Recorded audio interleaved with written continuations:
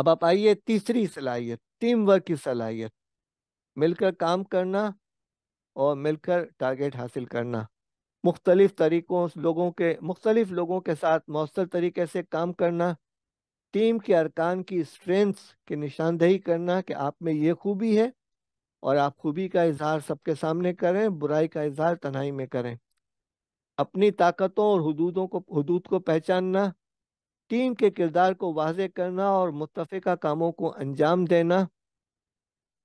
مناسب قیادت کا مظاہرہ کرنا یعنی لیڈرشپ ہے۔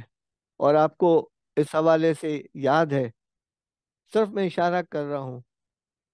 ایک پتھر پیٹ پہ بندھا ہوا ہے اور لیڈر کے پیٹ پہ دو پتھر بندھے ہوئے ہیں۔ جنگ کون سی تھی اور ہمیں کیا کرنا چاہیے؟ ٹھیک ہے، الناس علی دین ملوکہم، قوم اپنے حکمرانوں کے نقش قدم پر ہوتی ہے۔ تو اس کو یاد رکھیں، اللہ کے نبی صلی اللہ علیہ وسلم کی سنتوں پر عمل کرنے کی کوشش کریں،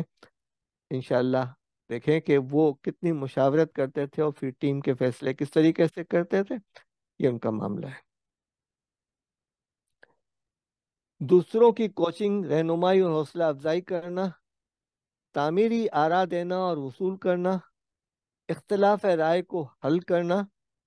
یعنی اختلاف رائے ہوگا، بھئی ایسے نہیں ایسے ہونے چاہیے، یعنی طریقہ کار پہ اختلاف رائے ہو جاتا ہے،